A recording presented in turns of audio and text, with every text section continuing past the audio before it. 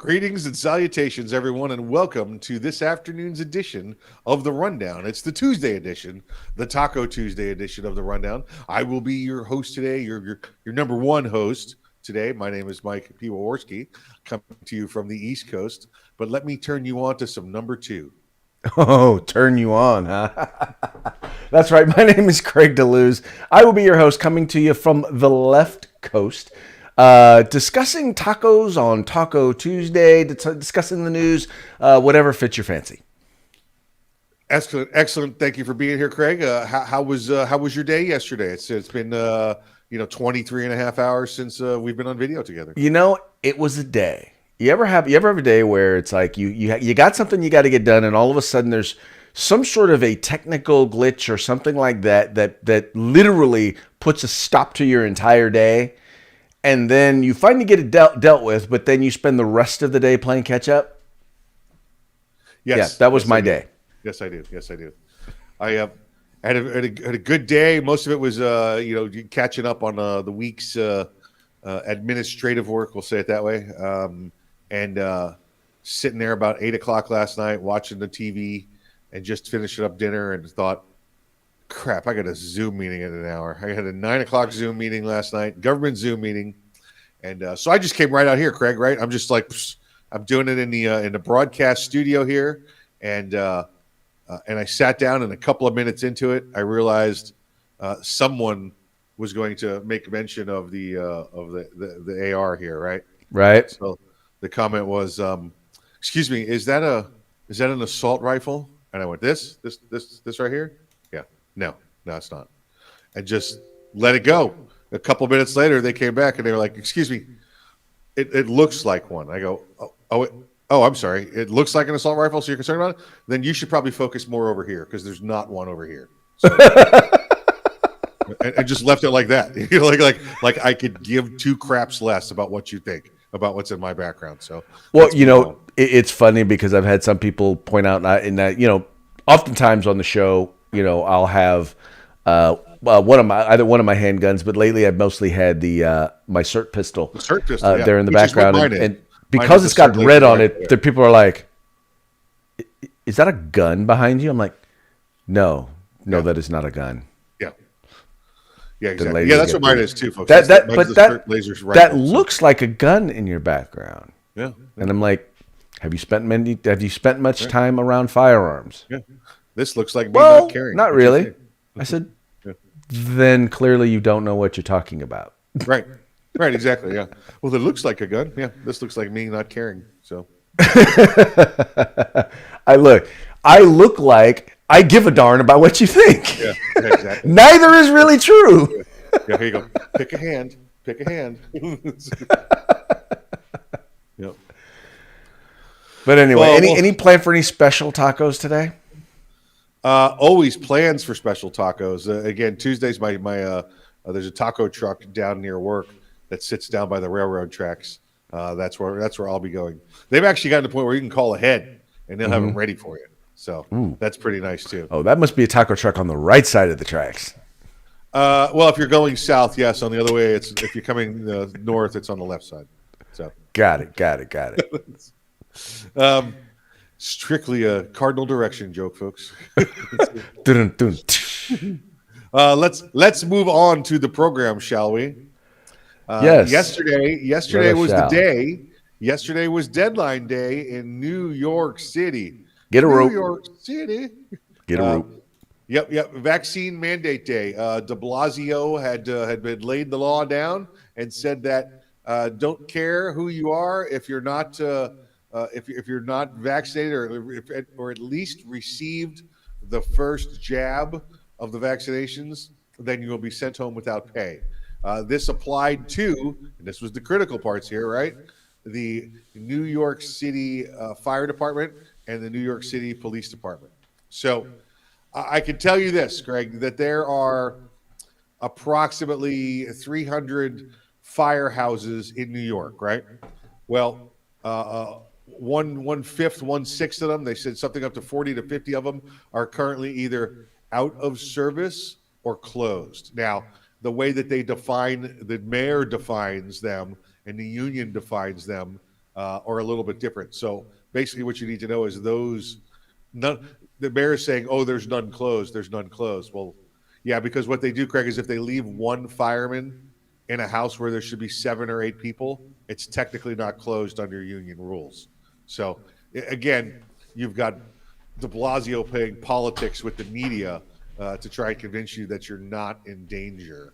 Um, they say the fireman rates are somewhere around the 80, 85% mark. But if you leave that 15%, you're still talking 4 or 5,000 people. Same with the PD, the police department yesterday, or excuse me, I guess it would be the 31st because the mandate went into effect Monday morning. They had several hundred, if not thousands, of officers line up to put in for sick call the day before. So they all went and reported into the supervisor and said, "Hey, I'm going to be sick tomorrow." Well, what's also interesting about this whole thing is, they're already facing a shortage of police officers. Period. Yes. They already don't have enough police officers, and now what they're going to start to see is now they're going to have even less. They're estimating somewhere around at least 10% of the, well, not at least 10%, like nine. They say of city employees, 91% are vaccinated. They don't tell you, they don't break it down by law enforcement or by fire or by health workers. My guess is that amongst them it's even higher.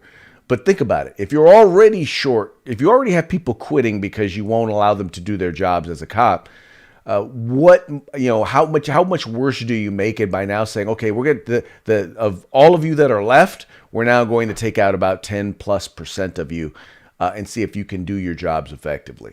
And by the way, I'm also guessing that it goes across the board. So these aren't just inexperienced officers. A lot of these guys are probably guys and gals who are near retirement, meaning they're the most experienced officers. So who basically can, afford to retire on, 80-90% of their income. I'm guessing that they're going to do something like in California, they've actually started threatening their ability, like law enforcement officers' ability to be able to retire with their full pension. They started threatening people's pensions. Oh, that's going to happen in New York. That's exactly how it's going to work because they're trying to threaten them. There are union rules that say after 15 years you get a certain percentage or something like that. But for the most part, these guys are going to be out of luck because they're going to be fired. They're not going to be early retired. There is no option to early retire in most cases unless the city's overstaffed or there's other sort of special circumstances. These are going to be flat out fired for insubordination or failure to follow lawful orders is what they're calling it. And then it's going to take 5-10 years in the courts, to work its way through. So this is absolutely, the government again turning its back not only on its citizens but on its bravest and its finest. You have those that just a year ago you were praising for helping you through and survive this event, and now once again it's sorry guys and gals, time to go home. You're no longer welcome here. Yep. So that's not nice. There was the police commissioner came on and he said as well that this is a travesty. So they did have a provision. They do have a provision in there that you can apply for an exemption, based on whether it be religious or medical exemptions. So they do have a couple thousand of those that are in holding. And they said, well, when will you get to those? They go, I don't know. HR is pretty backed up, so we'll let you know. So. I'm thinking they're never going to get to them, Craig. I don't know about you. So let's move along here. I want to talk about American Airlines. Craig, and the story here is almost as good as the cover up. This is great. American Airlines over the weekend had, I believe it was 850 flights canceled. Okay, so.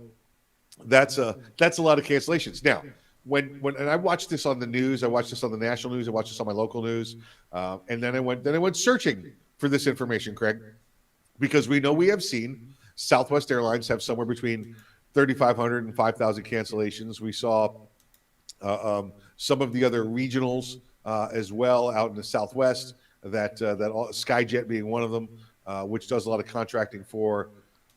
United, American, and Alaska Airlines.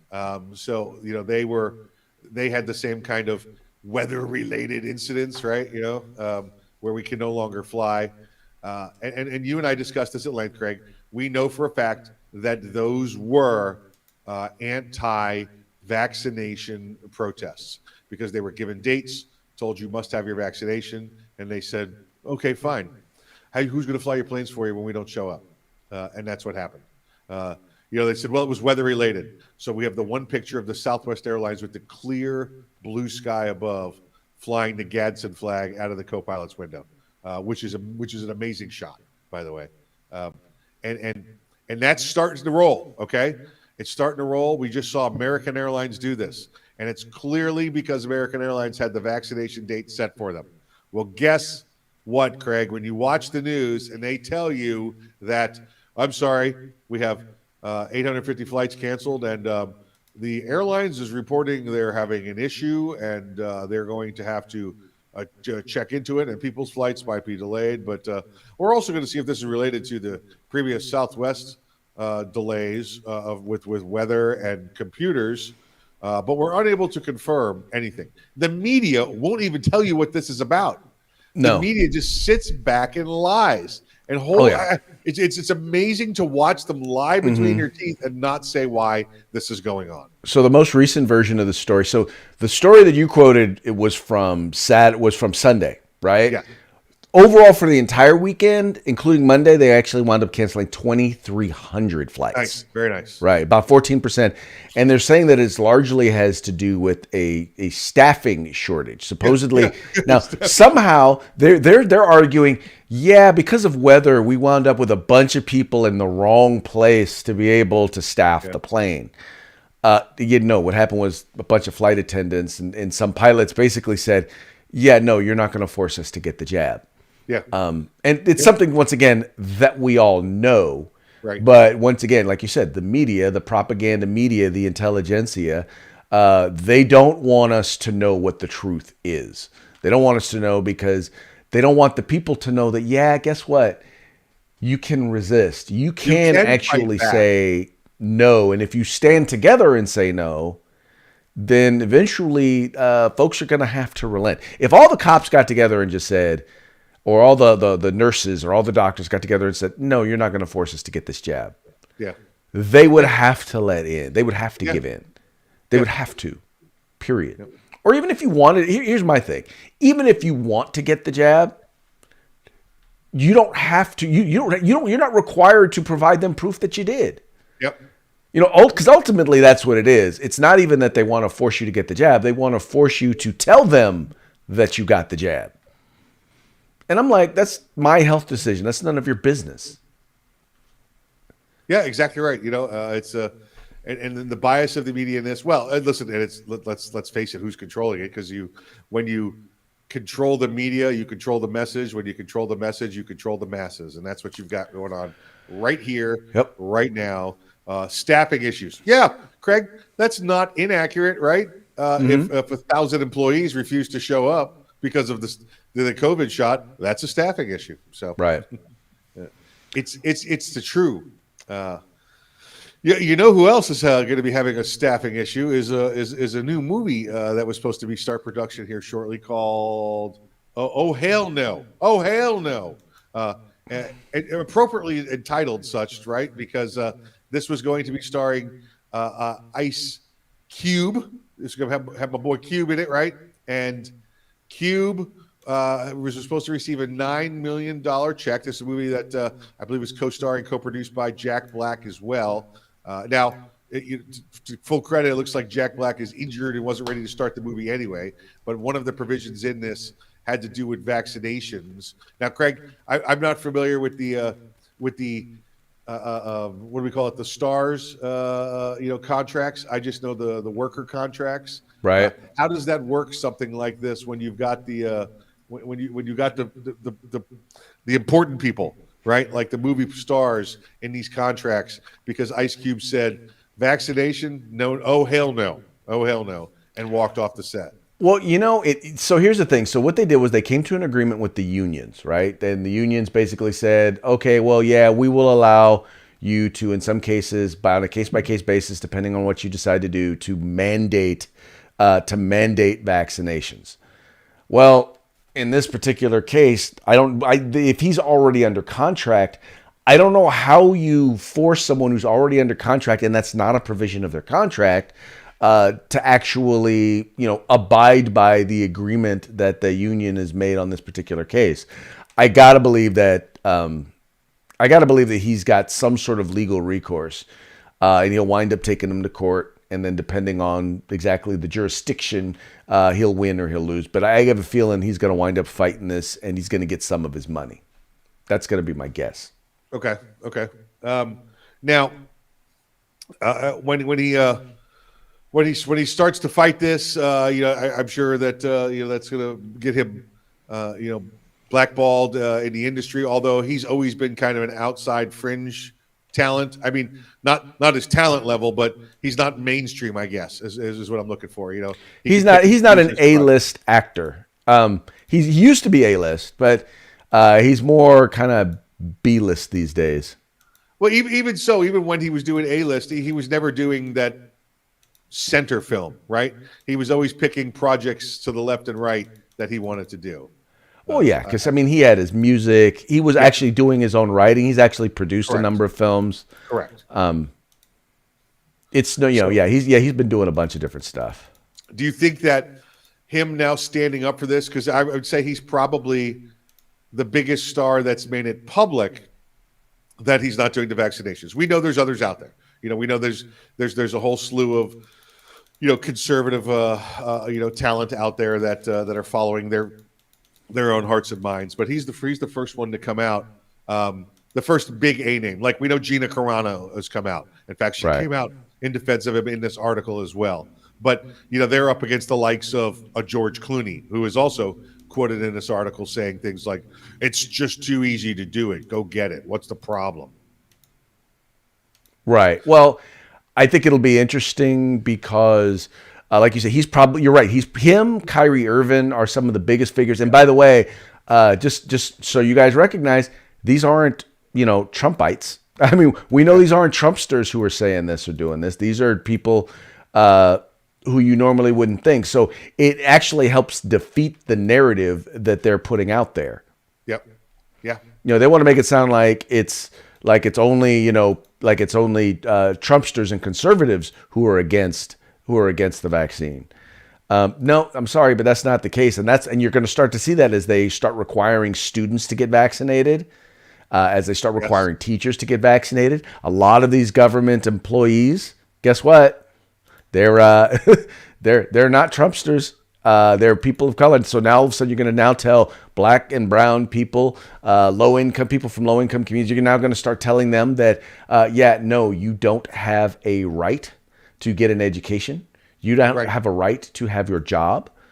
Those communities are going to be disproportionately affected by these mandates. Yeah, absolutely right, and it's good to see Ice Cube stand up and take care of this. It's good to see Gina Carano again making her voice heard now, and people like the George Clooney just need to. What's the word I'm looking for? Shut the hell up. That's it. Just shut the hell up. Right. So I wanted to share with you. So the reason why this also kind of caught my eye was because there's a production that we do at our church called Oh Hell No, A Revelation of Hell. Right. Okay. And we do it every year during the week leading up to Halloween. Okay. It's kind of, people are always looking for scary, fun, entertaining, comedic stuff. Well, in this one, in this particular production, I actually play the devil.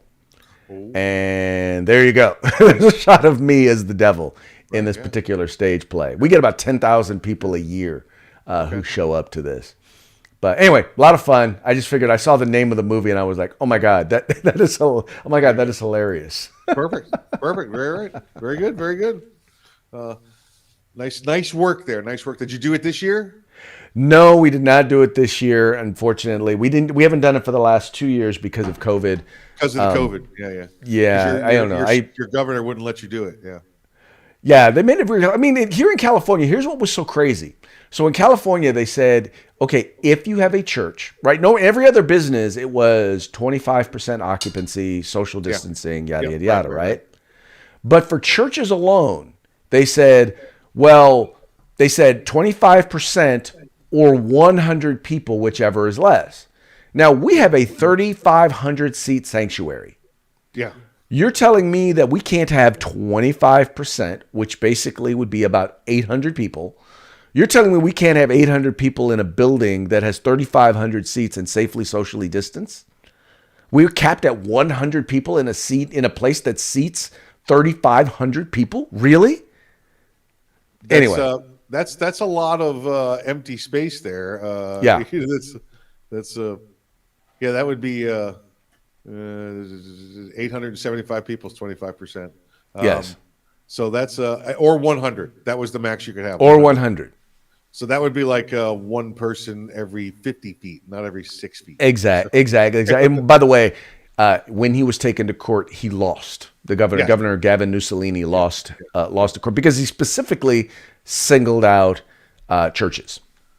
Yes. Yeah. Well, we had much the same go on in the Southeast down here, and as many of the local politicians learned, don't mess with the churches. It's just you're not going to win. Don't mess with Jesus. Spite thee is what they shall do. We will smite thee. We will smite and spite. Spite and smite. All right, let's move on to some Braves baseball here. Some Major League Baseball. We are sitting. In fact, tonight's Game 6. Right, we'll find out tonight or tomorrow night who the champion of the world is in baseball. Craig, you and I have this conversation all the time, where when the left wants to make an argument with you, they come up with some crazy accusations and some crazy storylines, and then we try to, being on the right, try to give a respectful answer, fact-based answer, right? And we give that to them, and then once we've proven them wrong, their response is to say, "You're a racist. You're just a racist." And they fall back on the racist. Well, Craig, we've been talking about the Braves now for the last 2 weeks since they've made the playoffs. They've made the World Series. They are in the lead in the World Series after Major League Baseball and a couple of woke owners with the commissioner of Major League Baseball decided to pull the All-Star game out of Atlanta. Well, then what did Atlanta decide to do? Sure. They went from almost last place to first place to prove that their city and their town is worthy. Well, Craig, there's a new argument out.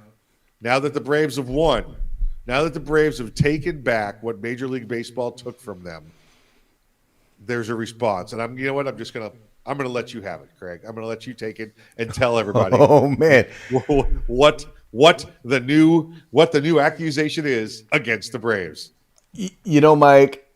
Okay, so I don't know what frustrates me more about this, the fact that they are making this accusation or the fact that it was so obvious that they would eventually go here. I mean, there was no doubt in my mind, as soon as you shared the story with me, there was no doubt in my mind that this is exactly where they were going to go, that they were going to basically, and then once again, one only need to go to CNN. And this is, once again, analysis by a guy named John Blake. John Blake is his name. And here's the title of the thing. Atlanta Braves may win the World Series, but they face a tougher opponent off the field. Now, what does that mean, right? Where are they going with this? And they go back and they harken back to the days in the 90s when Deion Sanders was on the Braves and it was known as Hot Atlanta. And by the way, Atlanta has always been, it was always been kind of seen as the down south mecca for the black community. It seemed like the blackest town major city where there were a lot of African Americans would want to go to. A lot of people go from a bunch of different places, move down to Atlanta. Yeah. Well, the interesting thing is that they talk about how people are going to the games and they're like, well, there's not as many black people at the games. Instead of playing hip hop music, they're playing rock music. And what they're basically saying is the baseball games in Atlanta have become awfully Trumpy. They've become too white is the exact probably term that they're going for. there's too many white people at baseball games in Atlanta now, and they're talking about how they're basically saying that the Atlanta Braves are now basically a racist baseball team. So, in other words, now because Atlanta has had nothing to say about or anything to do with any of this stuff, right? This is all Stacey Abrams and her folks. The Braves have done nothing but just play baseball, and all they wanted to do is just play baseball. And now all of a sudden they're racist because they thumb their nose at Major League Baseball commissioner. They won the pennant. They brought the World Series to Atlanta, and because they brought the racist baseball game to this, because they brought the World Series to this racist place, the Atlanta Braves must be racist. Listen, I'll tell you this: the Braves are probably the opposite of racist. We know that the All-Star game was going to be dedicated to Hank Aaron. This is back also, by the way, when was planned when he was alive before he was killed with a COVID shot reaction. This is how Hank Aaron passed away. And the whole city was going to be celebrating him. You know, he spent his entire career with the Braves, Milwaukee Braves and the Atlanta Braves. And it was going to be a great celebration of African-American history is what was put on. That's what the Braves had planned, and they had planned that. The history of the Negro Leagues, the history of blacks and African-Americans in baseball. It was an absolute incredible ceremony that they had planned for baseball. And because this law came around, Craig, again, that liberals so incorrectly wanted to say was a racist law, the Major League Baseball woke Commissioner Rob Manfred moved it to the 76% white town of Denver as opposed to the 51% African-American town of Atlanta. No. And by the way, the white town that actually had stricter voting laws than the place where they took it from. Yes. Yeah, absolutely. The Major League Baseball is made up of it's about half Americans. Oh, and by the way, that's white and black Americans. I couldn't even tell you the separation numbers there. Then you have about 30% of the foreign-born players, with then some mix in between from just the way the numbers float out, because baseball's got ups and downs all the time. But it is one of the most diverse. From international, players, that you're ever going to find. It's definitely more than the NFL. And probably the only one that would have more international players, I would say, would be hockey, right? Because everybody's name ends with a V or a U, right? Well, and the NBA is actually their numbers are actually changing some. But what they're also finding is a lot of American players are leaving the United States to go play abroad, which is actually kind of interesting. Yes. Well, more opportunity also. You could be, a more average-sized person and play overseas. Here you got to be. You're not 7 feet tall. We don't even want to talk to you.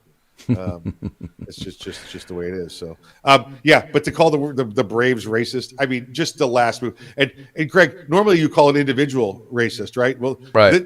This is just, the whole organization, all 4,000 people that work for the Braves, they're all racist. Just screw them all. All the minor league system, every place you go, they're just racist. So it was funny just to watch them fall right into the playbook. They just went right down the line of what. We lost this argument. Well, just call them a racist and move on. So yep, racist. They're all racist. They're racist. Let's move on. Speaking of moving on, let's move on to South Carolina, bordering state there in Georgia, to our good friends over at Palmetto State Armory. They are having a sale on Let's Go Brandon ammo, right? They also have an AR that's got some Joe Biden references on it. And Craig, by the way, if you say Let's Go Brandon, now according to, was this NBC News, I believe, that's put this out, that reported that if you say Let's Go Brandon, it means you're threatening the president's life. And this whole ammunition company now is ammunition designed to kill a president. Dun, dun, dun. Morons. Well, what's funny about this? What's funny about this, Mike, is that literally, I mean, so we know that what it's the euphemism for, right? We know that Yes. "Let's Go Brandon" is the euphemism for F Joe Biden, right? That's right. Now, Let's go, Biden. 1 year ago, and by the way, now that's threatening the president, right? Are we Yes. correct?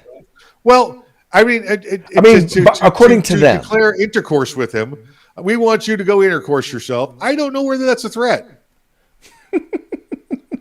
I Well- really don't. I mean, I mean, if it was, kill Joe Biden, yes, right, Right. But F him, that just means, we're done with this guy. Let's move on.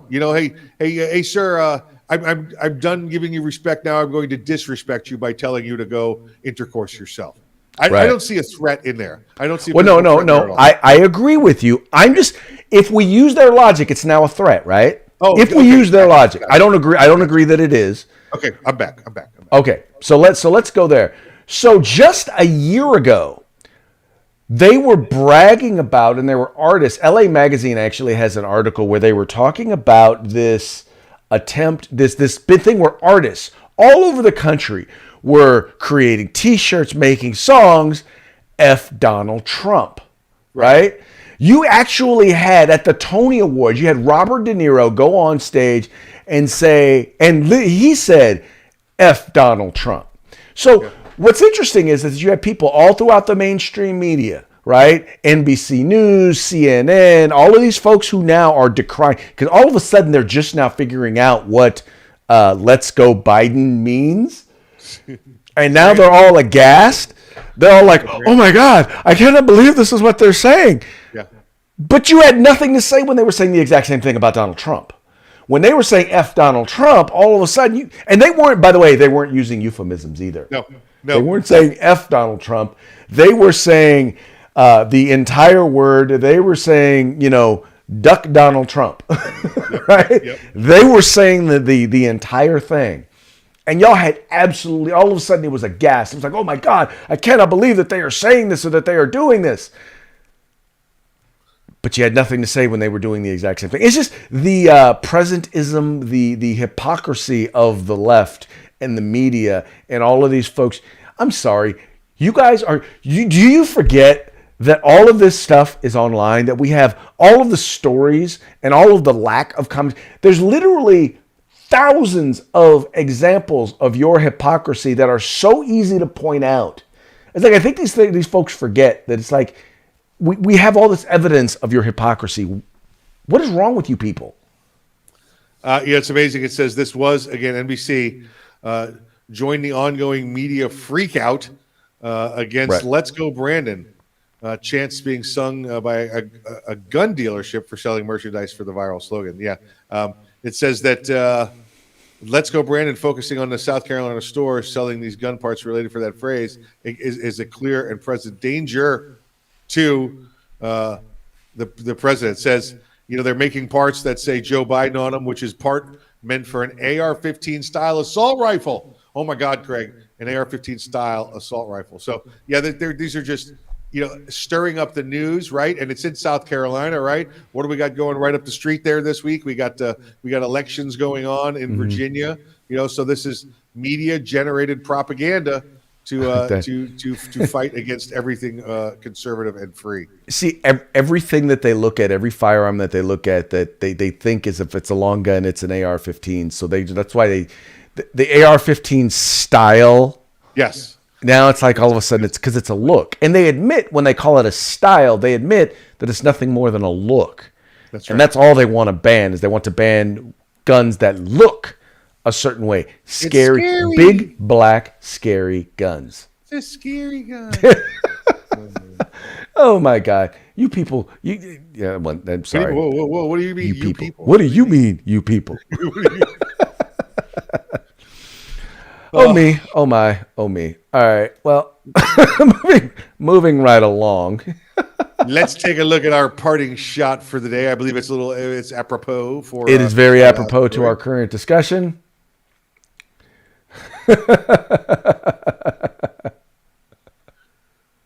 See, Craig, here's your answer. Joe didn't poop his pants. Brandon did. Oh, Brandon pooped his pants. My butt's been wiped. What's been like? Oh Yeah, yeah. now he thinks his name is Brandon. And folks, I'm just gonna tell you, here's what's amazing.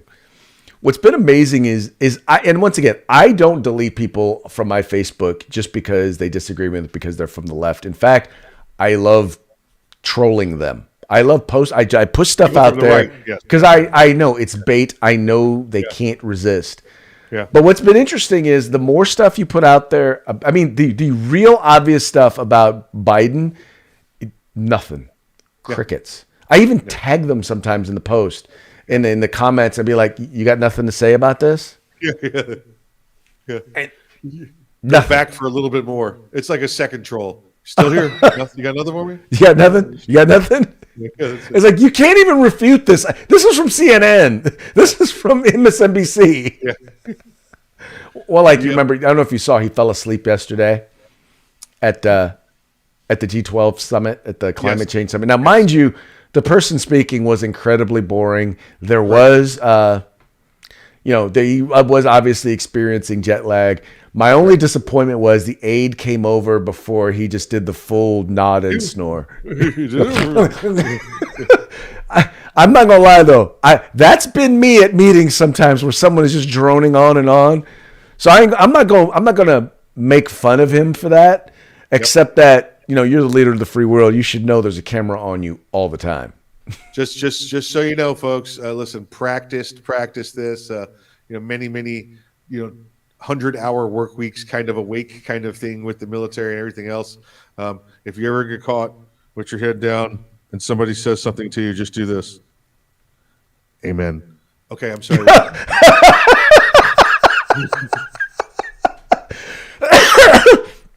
Okay, that's a good one. That's a good one. Amen. Works every time. Yeah. Bring your amen and bring your head back up. Yeah. What can I do for you? Okay, I'm going to use that one. How about a shout out to our sponsor, sir? Yes, let's talk about our good friends over at Gorilla Machining, Grid Defense, and our good friends at the California Republican Assembly. Always grateful for all three of them. Now, from two of them, you can get yourselves some fine products for assault-style weapons. And from the other one, you can get one vote, because that's the way they do it. They play by the rules. Exactly. California Republican Assembly is the largest and, by the way, still the fastest growing conservative grassroots organization in California.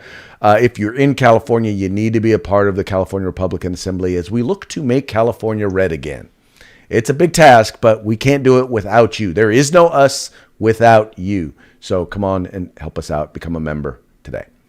Anyway, folks, that's going to be it for today's episode. We very much appreciate y'all tuning in. We appreciate you liking and sharing. Remember, if you're wherever you're watching us, you can watch us a bunch of different places, but you need to make sure to subscribe to our YouTube channel. Follow us on Facebook, and then hit the alert button so that you get the alerts as soon as we go live. Because they're trying to throttle us. They don't want to get the word out about conservative news or about 2A news. So make sure that you guys like, share, subscribe. Once again, encourage your friends to do the same. We'll see you soon. Go get some tacos. Tacos.